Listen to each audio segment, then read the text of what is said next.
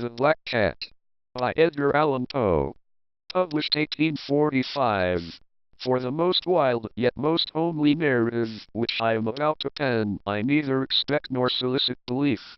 Mad indeed would I be to expect it, in a case where my very senses reject their own evidence. Yet, mad am I not, and very surely do I not dream. But tomorrow I die, and today I will unearth in my soul. My immediate purpose is to place before the world, plainly, succinctly, and without comment, a series of mere household events. In their consequences, these events have terrified, have tortured, have destroyed me. Yet I will not attempt to expound them. To me, they have presented little but horror. To many they will seem less terrible than baroques. Hereafter, perhaps, some intellect may be found which will reduce my phantasm to the commonplace, some intellect more calm, more logical, and far less excitable than my own, which will perceive, in the circumstances I detail with awe, nothing more than an ordinary succession of very natural causes and effects. From my infancy I was noted for the docility and humanity of my disposition. My tenderness of heart was even so conspicuous as to make me the jest of my companions. I was especially fond of animals, and was indulged by my parents with a great variety of pets. With these I spent most of my time, and never was so happy as when feeding and caressing them. This peculiarity of character grew with my growth, and, in my manhood, I derived from it one of my principal sources of pleasure.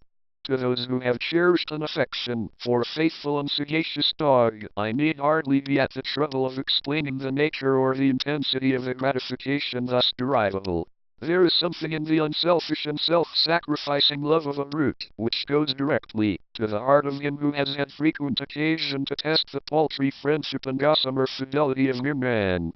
I married early, and was happy to find in my wife a disposition not uncongenial with my own. Observing my partiality for domestic pets, she lost no opportunity of procuring those of the most agreeable kind.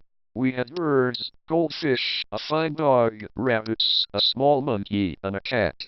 This latter was a remarkably large and beautiful animal, entirely black, and sagacious to an astonishing degree. In speaking of his intelligence, my wife, who at heart was not a little tinctured with superstition, made frequent allusion to the ancient popular notion, which regarded all black cats as witches in disguise. Not that she was ever serious upon this point, and I mention the matter at all for no better reason than that it happens, just now, to be remembered. Pluto, this was the cat's name, was my favorite pet and playmate. I alone fed him, and he attended me wherever I went about the house. It was even with difficulty that I could prevent him from following me through the streets. Our friendship lasted, in this manner, for several years, during which my general temperament and character, through the instrumentality of a fiend intemperance, had, I blush to confess it, experienced a radical alteration, for the worse. I grew, day by day, more moody, more irritable, more regardless of the feelings of others. I suffered myself to use intemperate language to my wife. At length, I even offered her personal violence. My pets, of course, were made to feel the change in my disposition. I not only neglected, but ill-used them. For Pluto, however, I still retained sufficient regard to restrain me from maltreating him, as I made no scruple of maltreating the rabbits, the monkey, or even the dog, when by accident, or through affection, they came in my way. But my disease grew upon me, for what disease is like alcohol? And at length even Pluto, who was now becoming old, and consequently somewhat peevish, even Pluto began to experience the effects of my ill temper.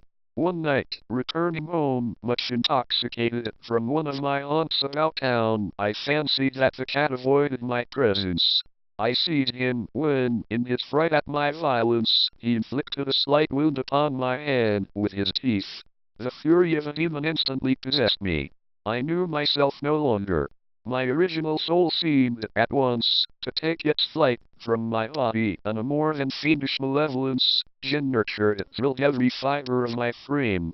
I took from my waistcoat pocket a penknife, opened it, grasped the poor beast by the throat, and deliberately cut one of its sides from the socket. I blush, I burn, I shudder, while I pen the damnable atrocity. When reason returned with the morning, when I had slept off the fumes of the night's debauch, I experienced a sentiment half of horror, half of remorse, for the crime of which I had been guilty, but it was, at best, a feeble and equivocal feeling, and the soul remained untouched. I again plunged into excess, and soon drowned in wine all memory of the deed. In the meantime the cat slowly recovered. The socket of the lost eye presented, it is true, a frightful appearance, but he no longer appeared to suffer any pain. He went about the house as usual, but, as might be expected, fled in extreme terror at my approach. I had so much of my old heart left as to be at first grieved by this evident dislike on the part of the creature which had once so loved me. But this feeling soon gave place to irritation. And then came, as if to my final and irrevocable overthrow, the spirit of Perverseness. Of this spirit philosophy takes no account. Yet I am not more sure that my soul lives than I am that perverseness is one of the primitive impulses of the human heart, one of the indivisible primary faculties or sentiments which give direction to the character of man. Who has not, 100 times, found himself committing a vile or a silly action, for no other reason than because he knows he should not? Have we not a perpetual inclination, in the teeth of our best judgment, to violate that which is law, merely because we understand it to be such? This spirit of perverseness, I say, came to my final overthrow. It was this unfathomable longing of the soul to vex itself, to offer violence to its own nature, to do wrong for the wrong's sake only, that urged me to continue and finally to consummate the injury I had inflicted upon the unoffending brute. One morning, in cool blood, I slipped a noose about its neck and hung it to the limb of a tree, hung it with the tears streaming from my eyes, and with the bitterest remorse at my heart, hung it because I knew that it had loved me, and because I felt it had given me no reason of offense, hung it because I knew that in so doing I was committing a sin, a deadly sin, that would so jeopardize my immortal soul as to place it, if such a thing were possible, even beyond the reach of the infinite mercy of the most merciful and most terrible God. On the night of the day on which this cruel deed was done, I was aroused from sleep by the cry of fire. The curtains of my bed were in flames. The whole house was blazing. It was with great difficulty that my wife, a servant, and myself made our escape from the conflagration. The destruction was complete. My entire worldly wealth was swallowed up, and I resigned myself thenceforward to despair. I am above the weakness of seeking to establish a sequence of cause and effect between the disaster and the atrocity. But I am detailing a chain of facts and wish not to leave even a possible link imperfect. On the day succeeding the fire, I visited the ruins. The walls, with one exception, had fallen in. This exception was found in a compartment wall, not very thick, which stood about the middle of the house, and against which had rested the head of my bed. The plastering had here, in great measure, resisted the action of the fire, a fact which I attributed to its having been recently spread. About this wall a dense crowd were collected, and many persons seemed to be examining a particular portion of it with very minute and eager attention. The words, strange, singular, and other similar expressions excited my curiosity. I approached and saw, as if graven in bas relief upon the white surface, the figure of a gigantic cat. The impression was given with an accuracy truly marvelous. There was a rope about the animal's neck. When I first beheld this apparition, for I could scarcely regard it as less, my wonder and my terror were extreme. But at length reflection came to my aid. The cat, I remembered, had been hung in a garden adjacent to the house. Upon the alarm of fire, this garden had been immediately filled by the crowd, by someone of whom the animal must have been cut from the tree and thrown through an open window into my chamber. This had probably been done with a view of arousing me from sleep. The falling of other walls had compressed the victim of my cruelty into the substance of the freshly spread plaster, the lime of which, with the flames and the ammonia from the carcass, had then accomplished the portraiture as I saw it. Although I thus readily accounted to my reason, if not altogether to my conscience, for the startling fact just detailed, it did not the less fail to make a deep impression upon my fancy. For months I could not rid myself of the phantasm of the cat, and, during this period, there came back into my spirit a half-sentiment that seemed, but was not, remorse. I went so far as to regret the loss of the animal, and to look about me, among the vile haunts, which I now habitually frequented, for another pet of the same species, and of somewhat similar appearance, with which to supply its place. One night as I sat, half stupefied, in a den of more than infamy, my attention was suddenly drawn to some black object, reposing upon the head of one of the immense hogsheads of gin, or rum, which constituted the chief furniture of the apartment. I had been looking steadily at the top of this hogshead for some minutes, and what now caused me surprise was the fact that I had not sooner perceived the object thereupon. I approached it, and touched it with my hand. It was a black cat, a very large one, fully as large as Pluto, and closely resembling him in every respect but one. Pluto had not a white hair upon any portion of his body, but this cat had a large, although indefinite splotch of white, covering nearly the whole region of the breast. Upon my touching him, he immediately arose, purred loudly, rubbed against my hand, and appeared delighted with my notice. This, then, was the very creature of which I was in search. I at once offered to purchase it of the landlord, but this person made no claim to it, knew nothing of it, had never seen it before. I continued my caresses, and, when I prepared to go home, the animal evinced a disposition to accompany me. I permitted it to do so, occasionally stooping and patting it as I proceeded. When it reached the house it domesticated itself at once, and became immediately a great favorite with my wife. For my own part, I soon found a dislike to it arising within me. This was just the reverse of what I had anticipated, but I know not how or why it was its evident fondness for myself rather disgusted and annoyed. By slow degrees, these feelings of disgust and annoyance rose into the bitterness of hatred. I avoided the creature, a certain sense of shame, and the remembrance of my former deed of cruelty, preventing me from physically abusing it.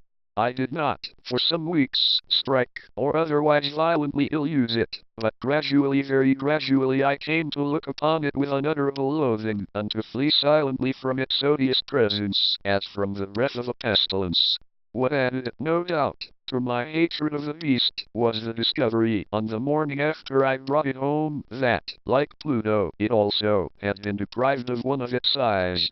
This circumstance, however, only endeared it to my wife, who, as I have already said, possessed, in a high degree, that humanity of feeling which had once been my distinguishing trait, and the source of many of my simplest and purest pleasures.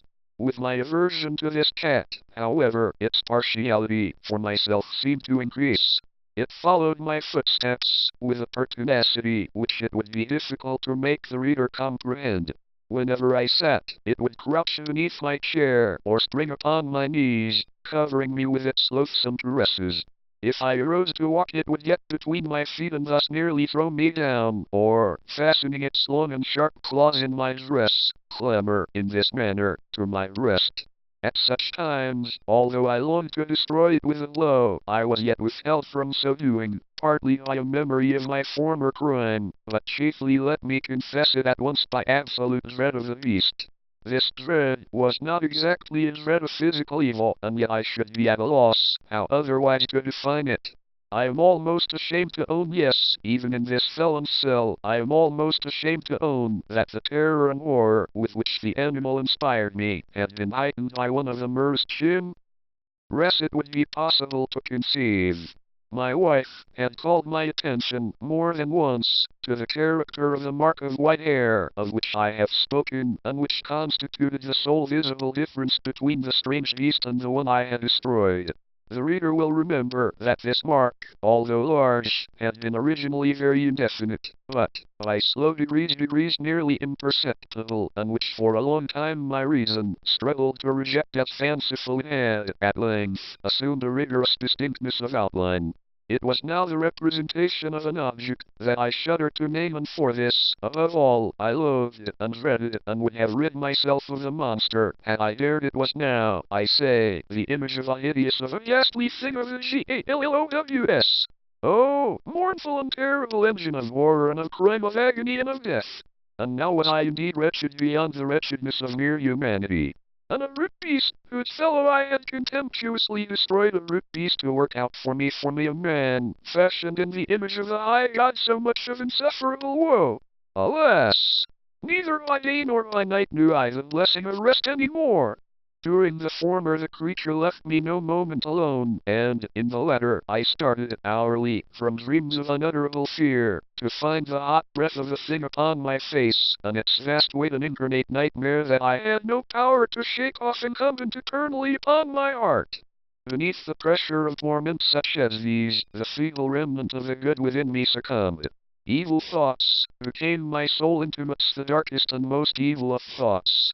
The moodiness of my usual temper increased to hatred of all things and of all mankind, while, from the sudden, frequent, and ungovernable outbursts of a fury to which I now blindly abandoned myself, my uncomplaining wife, alas, was the most usual and the most patient of sufferers. One day she accompanied me, upon some household errand, into the cellar of the old building which our poverty compelled us to inhabit. The cat followed me down the steep stairs, and, nearly throwing me headlong, exasperated me to madness.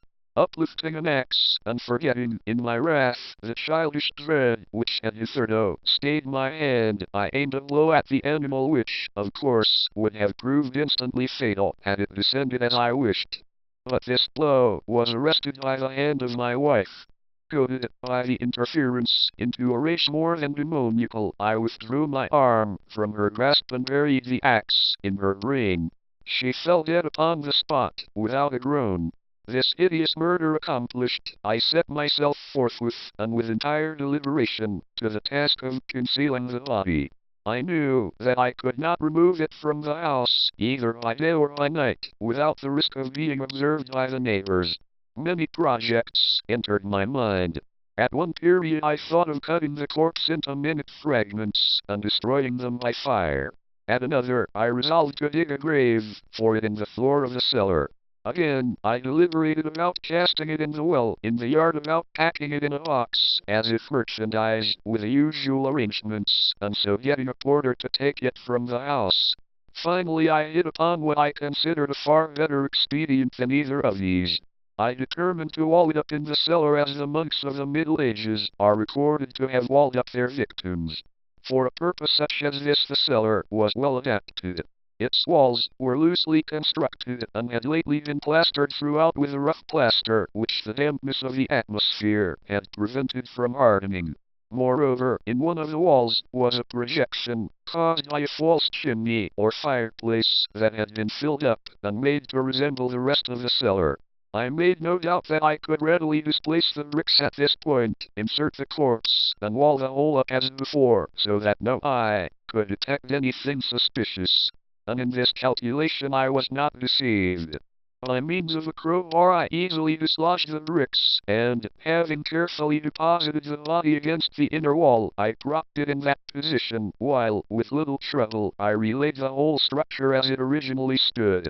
Having procured mortar, sand, and air, with every possible precaution, I prepared a plaster which could not be distinguished from the old, and with this I very carefully went over the new brickwork. When I had finished, I felt satisfied that all was right. The wall did not present the slightest appearance of having been disturbed. The rubbish on the floor was picked up with the minutest care. I looked around triumphantly, and said to myself, here at least, then, my labor has not been in vain. My next step was to look for the beast which had been the cause of so much wretchedness, for I had, at length, firmly resolved to put it to death. Had I been able to meet with it at the moment, there could have been no doubt of its fate, but it appeared that the crafty animal had been alarmed at the violence of my previous anger, and forbore to present itself in my present mood. It is impossible to describe, or to imagine, the deep, the blissful sense of relief which the absence of the detested creature occasioned in my bosom. It did not make its appearance during the night, and thus for one night at least, since its introduction into the house, I soundly and tranquilly slept, slept even with a burden of murder upon my soul. The second and the third day passed, and still my tormentor came not. Once again I breathed as a freeman. The monster, in terror, had fled the premises forever. I should behold it no more. My happiness was supreme. The guilt of my dark deed disturbed me but little. Some few inquiries had been made, but these had been readily answered. Even a search had been instituted, but of course nothing was to be discovered. I looked upon my future felicity as secured. Upon the fourth day of the assassination, a party of the police came, very unexpectedly, into the house, and proceeded again to make rigorous investigation of the premises. Secure, however, in the inscrutability of my place of concealment, I felt no embarrassment whatever. The officers made me accompany them in their search. They left no nook or corner unexplored. At length, for the third or fourth time, they descended into the cellar. I quivered not in a muscle. My heart beat calmly, as that of one who slumbers in innocence. I walked the cellar, from end to end. I folded my arms upon my bosom, and roamed easily, to and fro. The police were thoroughly satisfied and prepared to depart. The glee at my heart was too strong to be restrained. I burned to say but one word, by way of triumph, and to render doubly sure their assurance of my guiltlessness. Gentlemen, I said at last, as the party ascended the steps, I delight to have allayed your suspicions. I wish you all health, and a little more courtesy. By the by, gentlemen, this is a very well-constructed house. In the rapid desire to say something easily, I scarcely knew what I uttered at all. I may say an excellently well-constructed house. These walls, are you going, gentlemen? These walls are solidly put together, and here, through the mere frenzy of bravado, I rapped heavily, with a cane which I held in my hand, upon that very portion of the brickwork behind which stood the corpse of the wife of my bosom. But may God shield and deliver me from the fangs of the arch-fiend! No sooner had the reverberation of my blows sunk into silence, than I was answered by a voice from within the tomb. By a cry, at first muffled and broken, like the sobbing of a child, and then quickly swelling into one long, loud, and continuous scream, utterly anomalous and inhuman, a howl, a wailing shriek, half of horror and half of triumph, such as might have arisen only out of hell, conjointly from the throats of the damned in their agony and of the demons that exult in the damnation. Of my own thoughts it is folly to speak. Swooning, I staggered to the opposite wall. For one instant the party upon the stairs remained motionless, through extremity of terror and of awe. In the next, a dozen stout arms were toiling at the wall. It fell bodily. The corpse, already greatly decayed and clotted with gore, stood erect before the eyes of the spectators. Upon its head, with red extended mouth and solitary eye of fire, sat the hideous beast, whose craft had seduced me into murder, and whose informing voice had consigned me to the hangman. I had walled the monster up within the tomb.